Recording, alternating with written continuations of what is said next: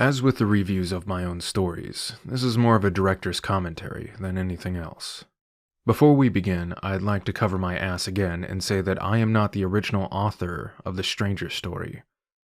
Unless the actual author, whoever that is, says my sequel is canon, it remains a fan-made story. We'll start with my view of the original. The first Strangers is one of my favorites. It's a prime example of horror mixed with other genres to make it feel more worthwhile. Horror on its own is a very limiting and easily dried out subject, but to mix it with sci-fi, crime, and other genres allows it to come in when needed and not overstay its necessity. Sci-fi is one of the best genres to mix horror with. What scares us the most? The unknown. What does sci-fi deal with the most? The unknown. It's an undeniable matchup. The Strangers takes a well-known idea, such as subway stations, the tunnels they use, and train hubs, then mutates them to become something strange, something beyond our human capabilities and comprehension. When coming up with the ideas for the Strangers 2, I wanted to maintain that sense of unknown, even when the main character is attempting to figure it out. You'll notice it's written in a way that no idea or theory about the central hub are concrete. It's all speculation on behalf of the main character. This was so that I could put forth my ideas of what the central hub is, without possibly stepping on what the original author's idea for it was. And I used Andrew as the mouthpiece for these ideas, rather than having the omniscient narrator speculate. This also lends itself as a way that we can see Andrew really has been in there for 8 years, with lots of time to think. The biggest hurdle of this story was making it feel like the original, while adding as much as I could without ruining the tone. And let me tell you, some of my ideas for it would have done just that. You'll find out about those later in the video. To start, I had to figure out whether I wanted this to be a finale or a continuation without a real ending. The first few ideas had it leaving off much more ambiguously than it does. Next was how to fill it out, what to expand upon, what to introduce, what kind of events to have the main character go through. The first draft had much more instances of universe hopping, showing off more worlds. After a few weeks of sitting on that, I realized that it really didn't help accomplish anything. Nothing more than just giving examples of Andrew's escapades across the multiverse. Sure, a few things could happen that explain some of his current character development, but it only served to drag the plot out.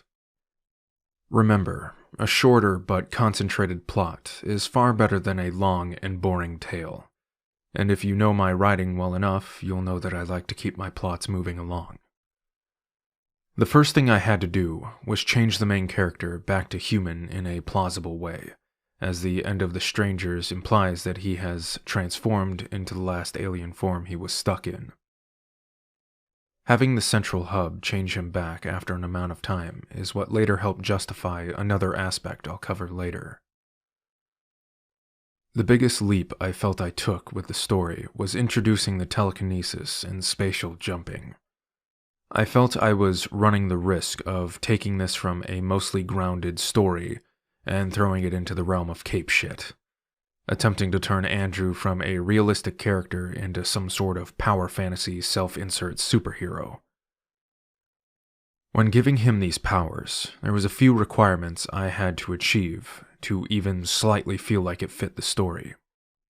They had to be discovered through relatively realistic means, they had to be tested and trained, and had to be used intelligently. And almost more important than the rest of these requirements, they had to have limitations. The form of telepathy Andrew discovers he has at an earlier point before the story is what I use to help ease in the idea of the hub having more qualities to it than just reality connecting tunnels. Next was how to introduce his telekinesis. I opted for the out-of-the-blue adrenaline-fueled moment, which of course comes in the form of him slipping off the platform, attempting to reach out for the handrail. This was where I had to then fill out that discovery, testing, and training aspect. Andrew spends hours to a few days trying to reproduce, then later hone his abilities. Then, after achieving a repeatable success, I quickly introduced his third known ability, spatial jumping, once again discovered by a desperate moment. When I came up with the telekinesis and spatial jumps, while still in the earlier stages of the story, I knew I wanted to combine their use. I quickly came up with the idea of Andrew using the combined powers to rip the hub down around him. It was while I was writing in these parts that I came up with the restrictions. They had a physical drain on him as well as being limited in their range. These abilities also did not work in other realities, at least not at this early stage of their use. The physical and range restrictions were reduced with Andrew's experience in using them. The next part is where, in hindsight, the story would have been completely ruined. While destroying the hub, I had planned that the architect of the tunnel would present themselves to Andrew. The architect would offer him to join the being in their realm, to which Andrew declines by attempting to bring the whole place down on the architect. This would begin an over-the-top battle between the two where they use the material and even subway trains around them to slam into each other. This would eventually end in Andrew somehow overpowering a being with far more experience than him. The architect would then bring an exit tunnel to them, telling Andrew that this is his original world, and that if he stops destroying the hub, the architect will allow him to leave and seal off the tunnel. It would end with Andrew walking into the tunnel, leaving it up to question whether it really was his universe, or if the architect had sent him to a reality that would kill him. After a few days of deliberation, this whole section was rightfully scrapped in favor of something less direct. For starters, this would have completely crossed the line into Cape Shit territory, throwing out the speculation and mystery of the central hub, giving it a face, so to speak. Second, writing out action scenes is a pain in the ass, and will always, in my mind, be completely lackluster compared to an actual visual battle scene. Third, it would ruin the tone.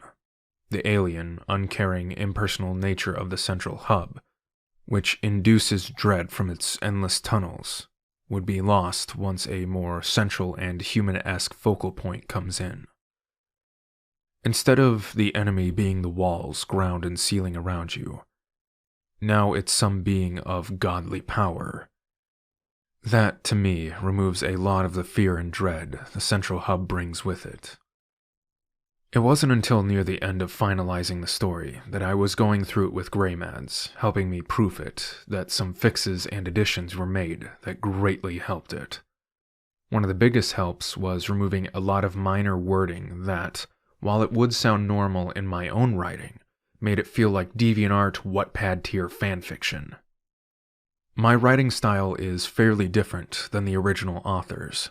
There was a lot more cynicism in the original than what I had used in the sequel, to which Greymads was a big help in suggesting changes to Andrew's journal dialogue and the third-person view, making it much more in line with the writing style of the original author.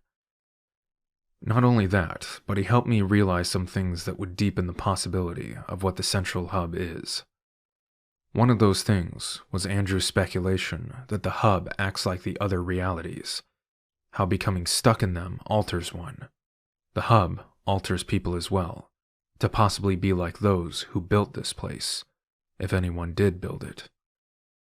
This one idea turned into a domino effect. It gave a very plausible reason for the telepathy, telekinesis, and spatial jumping, and also allowing Andrew to turn back into his original human form. I imagine it like the central hub favors the original form of whatever beings occupy it than what they were stuck as in a different reality. One idea that was suggested, but I decided to scrap, was the idea that if there were beings that created the central hub, they were the ones responsible for paranormal occurrences. They travel to different realities, and by using their abilities, it appears to us as ghosts and other strange phenomena.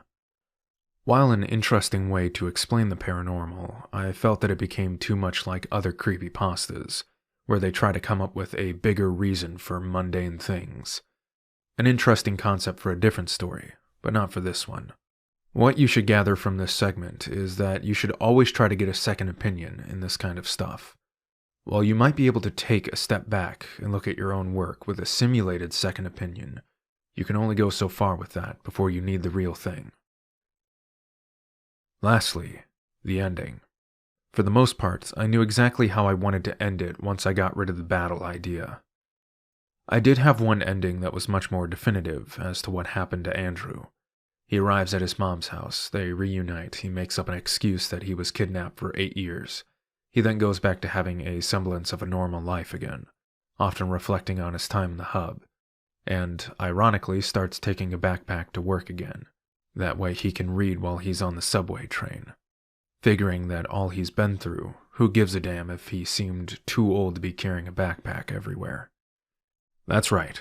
8 years, countless rat spiders, strange abilities, body morphing, and superpowers was just so he could stop caring about using a backpack. The official ending of the story is meant to be taken in many ways. You can believe that Andrew made it back to his reality and will live happily ever after.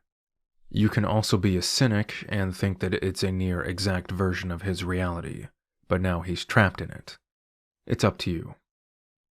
If you do believe it's his reality, you can also speculate whether he found it by sheer luck or that the creator or creators of the hub, if any exist, brought it to him so that he would stop destroying their creation. Plot. While the first story is a fish-out-of-water, stranger-in-the-strange-land type story, emphasis on the stranger part, it also vocally references Odysseus and the Odyssey, touching on the hero's journey archetype. Andrew is thrust into an alien world, several in fact, and is now trying to find those responsible for creating this place between dimensions. The sequel is much more focused on the hero's journey aspect, no longer feeling out of place in this central hub, attempting to understand it rather than continue the seemingly hopeless search for the creators, if any exist. Characters. Only 2 central characters. Andrew, the man taken from his reality and forced to survive in a strange place, and the central hub, a never-ending construct that our main character struggles against. Themes. Largely the hero's journey, all the things Andrew faces on his adventures in the central hub, culminating in his later experience and jaded view of the situation he's in. In the sequel, creation and destruction and the human will to survive against insurmountable odds.